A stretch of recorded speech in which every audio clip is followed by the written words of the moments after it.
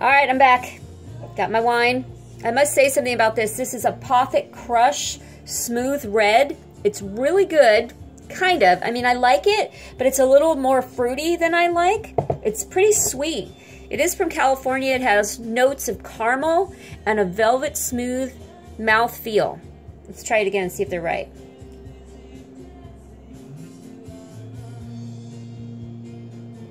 Yep. Yeah. It's a little bit sweet for me, but you know what? I can't let it go to waste, so I'll drink it anyway. So anyway, back to what I was doing here. So I made my bouquet garnier, or however you pronounce that. Basically, it's just celery wrapped up or tied up, and you've got a bay leaf right here. You can see my bay leaf. I've got 2 of them in here, and a bunch of thyme and some parsley. And just make sure you wind it really good, folks, so it doesn't fall apart when you put it in your big pot, whether you're using a Dutch oven or whatever pot you're using. Just make sure it doesn't fall apart. And this is heavenly flavors. Okay, so I told you it was easy to deal with the onions. Let's put this over here. By putting them in some boiling water and then letting them cool or shock them with some cold water, and they just peel nice and easy. They kind of do. I thought they would peel better than this. Why am I struggling? All right, there we go. And then what I'm doing is I'm just cutting off that one part right there. Throw that away. And I got one more here I'm going to peel.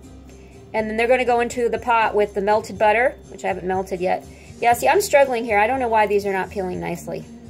So the package lied. Anyway, they'll be peeled. If not, we'll eat some peels.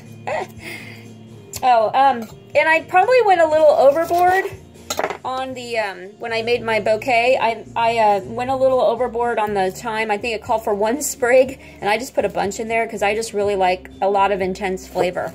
Okay, so there, I've got my peeled onions that are going to go into my pot, and I'm going to take them over here and put them right near my bacon.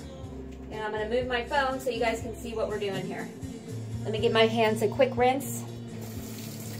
Be sure and wash your hands, folks. You know my rule. Okay, so let's go over here, and I'm going to show you what goes in next. So here we are.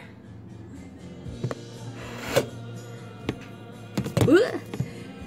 At the pot. Here's my pot. Let's move some of this stuff over. All right, let's get this up here. There we go. All right, so into the pot. Here we go. We got, this is 4 ounces of butter, so I'm going to cut it in half because it's supposed to be 2. So we'll cut that in half, and just with the butter knife. And let's get it in here and get it melting. There we go.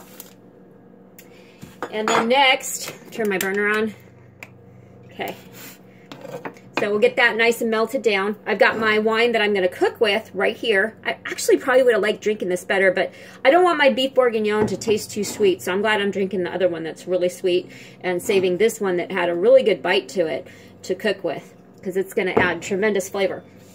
So the hubs was nice enough to cut up all my bacon, so we're using about 4 ounces of bacon. And you just dice it up real small. And when the butter's melted, we're going to throw it in there, and then we're going to throw in our onions at the same time. And we're just going to cook those for a while. I got to read my recipe. We're going to cook those about 2 or 3 minutes, stirring with the wooden spoon. And then we're going to add our seasoned meat with salt and pepper, which is right here in this bowl. We're going to add that as well. And then on to the next part of this recipe. So it's going to take a little while to melt this butter down. While it's doing that, I forgot something. I'll be right back. Make sure this burner's on high. I forgot my wine.